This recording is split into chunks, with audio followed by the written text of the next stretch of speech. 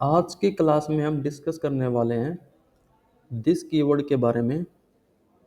तो दिस आपका one of the most important topic है कि अगर आप किसी भी जावास्क्रिप्ट या रिएक्ट जेएस के इंटरव्यू के लिए जाते हो तो आपसे दिस कीवर्ड के बारे में ज़रूर पूछा जाएगा।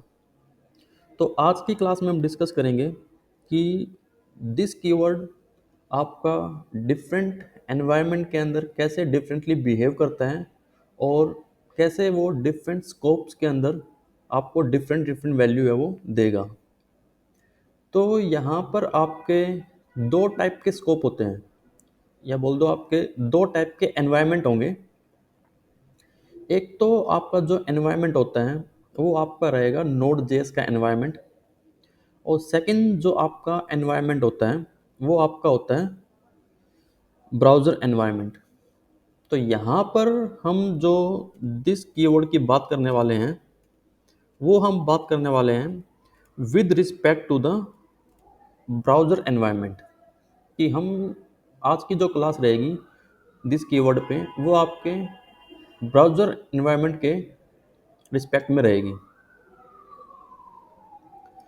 तो सबसे पहले तो हम यहाँ पर अपनी एक HTML फाइल को क्रिएट कर लेते हैं। यहाँ पर हम एक फाइल बनाते हैं अपने index.html के नाम से।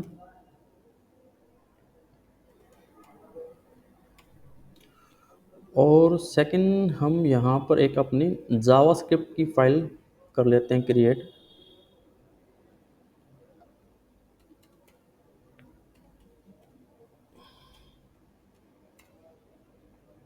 और अपने इस जावास्क्रिप्ट की फाइल को अपने इस HTML के अंदर यहाँ पर हम इंक्लूड कर लेते हैं।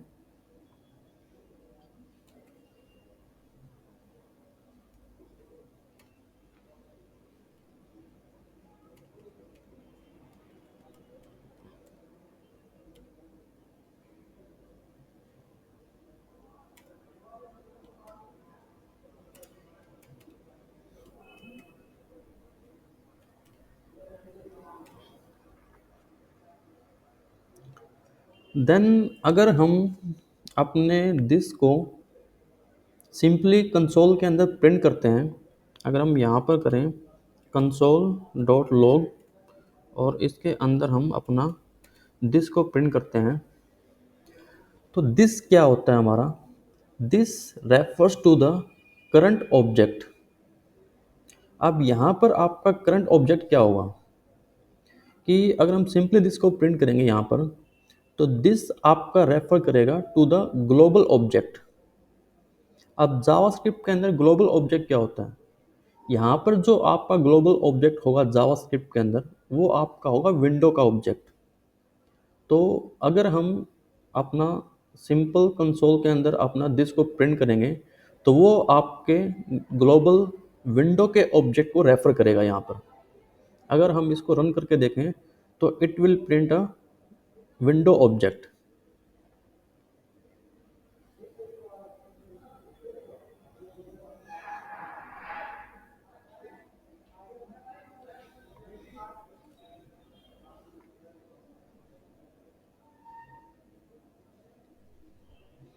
तो यहाँ पर अगर हम कंसोल पे चेक करेंगे तो यहाँ पर देखो ये आपका रिप्रेजेंट कर रहा है, जो आपका प्रिंट कर रहा है वो कर रहा है विंडो के ऑब्जेक्ट को।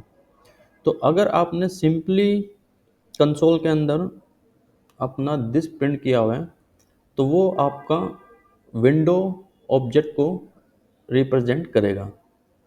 देन हम दिस कीवर्ड की बात करें with respect to the function, कि अगर हम फंक्शन के अंदर दिस को यूज़ करते हैं तो वो हमें क्या प्रिंट करेगा। तो यहाँ पर हम एक फंक्शन क्रिएट कर लेते हैं, फंक्शन, और नेम ऑफ द फंक्शन यहाँ पर fn रख लेते हैं, और इसके अंदर हम लिखते हैं यहाँ पर console.log this। तो अगर हम विद रिस्पेक्ट टू फंक्शन बात करें तो यहाँ पर जो दिस कीवर्ड आपका रिप्रेजेंट करेगा कि आपका जो फंक्शन है कि वो किस ऑब्जेक्ट के थ्रू कॉल हुआ है, कि जिस ऑब्जेक्ट पे हम ये फंक्शन कॉल करेंगे तो उस ऑब्जेक्ट को अपना ये दिस कीवर्ड है वो रिप्रेजेंट करेगा। अगर हम यहाँ पर अपना फंक्शन कॉल करें, अपना fn, तो यहाँ पर हमने इस fn फंक्शन को कॉल करने के लिए यहाँ पर कोई ऑब्जेक्ट है वो यूज़ नहीं किया है। तो अगर हम नॉर्मली अपने फंक्शन को कॉल करते हैं तो ये जो फंक्शन कॉल हो रहा है वो अपना अपना जो ग्लोबल ऑब्जेक्ट है जो कि विंडो का ऑब्जेक्ट है उसी पे कॉल हो रहा है, क्योंकि इसके सामने यहाँ पर हमने कोई ऑब्जेक्ट है वो नहीं लिखा हुआ है। तो यहाँ पर भी आपका जो ये दिस है वो ग्लोबल विंडो ऑब्जेक्ट को ही रिप्रेजेंट करेगा। अगर हम इसको चेक करें अपने कंसोल पे, तो देखो आपके दो विंडो के ऑब्जेक्ट यहाँ पे प्रिंट हो रहे हैं। फर्स्ट आपका जो विंडो का ऑब्जेक्ट प्रिंट हो रहा है वो आपका कंसोल डॉट लॉग जो हमने दिस किया था आउटसाइड द फंक्शन वो प्रिंट कर रहा है, और सेकंड जो आपका प्रिंट कर रहा है ये आपका फंक्शन के थ्रू हो रहा है। तो अभी दोनों दिस है वो आपके ग्लोबल विंडो ऑब्जेक्ट को ही रिप्रेजेंट कर रहे हैं। देन अगर हम दिस को यूज करें with respect to an object, यहाँ पर हम एक कोई भी ऑब्जेक्ट कर लेते हैं क्रिएट, और उसके अंदर हम अपने दिस को यूज करके देखते हैं। तो यहाँ पर हम एक ऑब्जेक्ट बना लेते हैं लेट obj, और यहाँ पर हम एक तो नेम ले लेते हैं,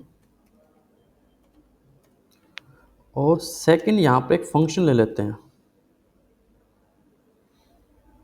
और नेम यहाँ पर ले लेते हैं फंक्शन का func ले लेते हैं, और उसके अंदर अपना जो ये fn फंक्शन हमने ऊपर जो क्रिएट किया हुआ है वो पास कर देते हैं, और इसको हम कमेंट कर लेते हैं नोट दिस।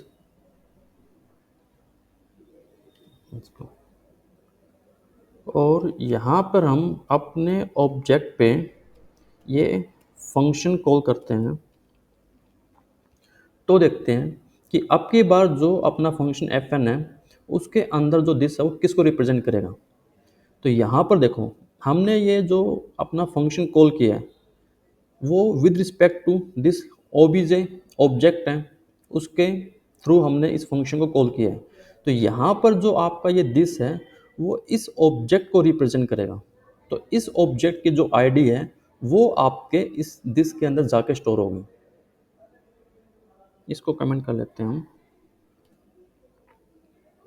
तो यहाँ पर जब हमने फंक्शन कॉल किया था तो ये आपका ग्लोबल विंडो ऑब्जेक्ट पे कॉल हो रहा था, और यहाँ पर जब हम फंक्शन कॉल कर रहे हैं तो ये अपना जो ऑब्जेक्ट है वो obj पे कॉल हो रहा है। तो यहाँ पर अपना दिस के अंदर अपने obj ऑब्जेक्ट की आईडी मिलेगी। अगर इसको चेक करें तो यहाँ पर देखो ये हमें नेम दिखा रहा है राम, और सेकंड अपना फंक्शन दिखा रहा है। तो अगर हम ऑब्जेक्ट के थ्रू फंक्शन कॉल करते हैं तो फिर उस ऑब्जेक्ट की आईडी अपने फंक्शन के अंदर जाकर स्टोर अपनी होगी। देन हम नेक्स्ट चीज़ डिस्कस करें, हम यहाँ पर एक बार इसको भी कमेंट कर लेते हैं,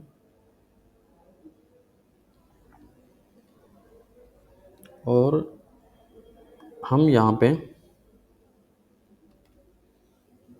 एक और फंक्शन बना लेते हैं। इसी को कॉपी कर लेते हैं एक बार,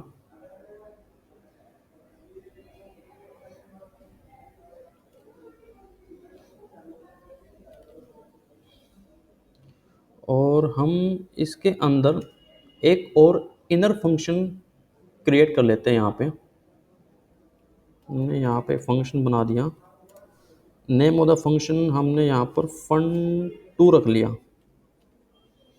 और इसके अंदर हमने अपना कंसोल किया दिस को, और इस फंक्शन के बाहर आगे हमने यहाँ पर इस fun2 फंक्शन को कॉल किया,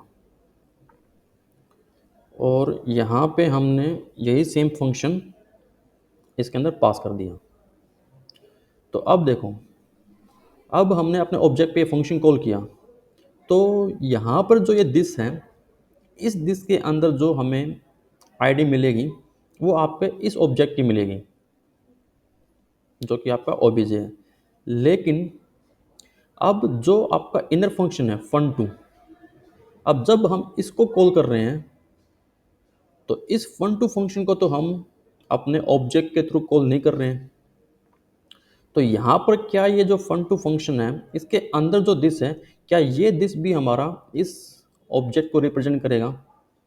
तो उसका आपका आंसर है नहीं, क्योंकि हम फन टू फंक्शन को ऑब्जेक्ट पे कॉल नहीं कर रहे हैं। तो यहाँ पे जो फन टू फंक्शन है वो अपना ग्लोबल ऑब्जेक्ट है जो कि विंडो पे कॉल हो रहा है। तो यहाँ पर जो कंसोल डॉट लॉग के अंदर आपको जो वैल्यू मिलेगी इस दिस के अंदर, वो आपको विंडो ऑब्जेक्ट की मिलेगी। तो जो आउटर अपना फंक्शन है, इसके अंदर हमें मिलेगा ऑब्जेक्ट की आईडी जो कि ओबीजे है, और जो अपना इनर फंक्शन है इसका जो दिस है, इसके अंदर जो हमें आईडी मिलेगी वो मिलेगी हमारे ग्लोबल विंडो ऑब्जेक्ट की। अगर इसको हम चेक करें तो देखो, यहाँ पर हमें जो आउटर वाला ऑब्जेक्ट था उसके अंदर जो आईडी मिल रही है वो तो ऑब्जेक्ट की मिल रही है, और जो अंदर वाला अपना ऑब्जेक्ट है फन टू के अंदर, उसके अंदर जो हमें आईडी मिल रही है वो विंडो ऑब्जेक्ट की मिल रही है। तो फिर हम इस प्रॉब्लम को ठीक कैसे करेंगे? हम चाहते हैं कि भी जो ये अंदर वाला दिस है वो भी अपना इसी ऑब्जेक्ट को रेफर करें। तो उसको रिजॉल्व करने के आपके पास दो तरीके हैं। तो सबसे पहला जो आपका फर्स्ट वे है, तो हमें जावास्क्रिप्ट के अंदर यहाँ पर एक फंक्शन दिया होता है जिसका नाम होता है बाइंड। तो हम बाइंड फंक्शन का यूज करके भी इस प्रॉब्लम को सॉल्व कर सकते हैं कि आपका जो ये इनर वाला फंक्शन है इसके अंदर जो दिस है वो भी आपका इसी ऑब्जेक्ट को रिप्रेजेंट करें।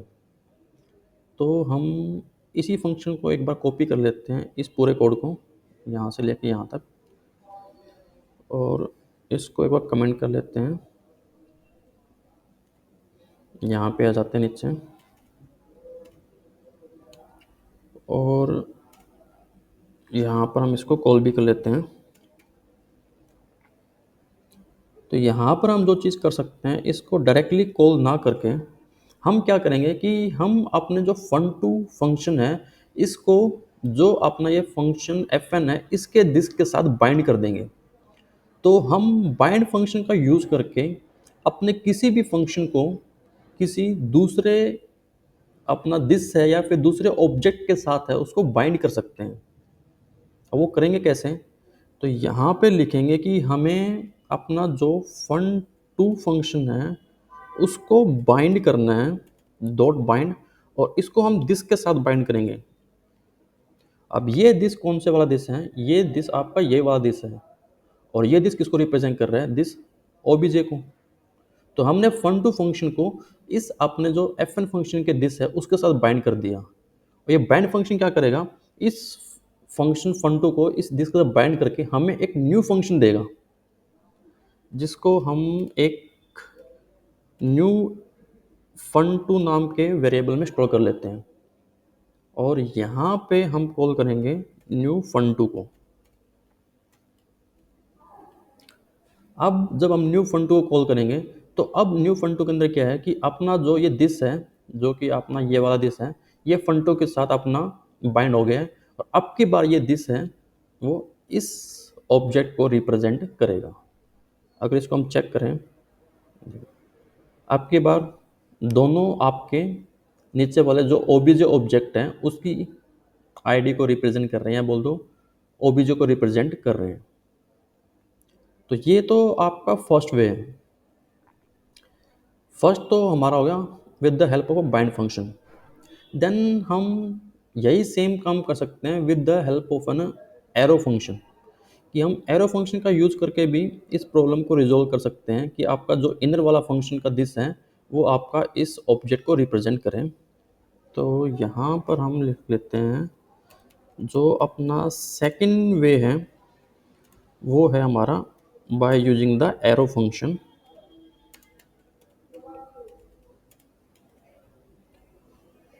तो हम इसको कॉपी कर लेते हैं,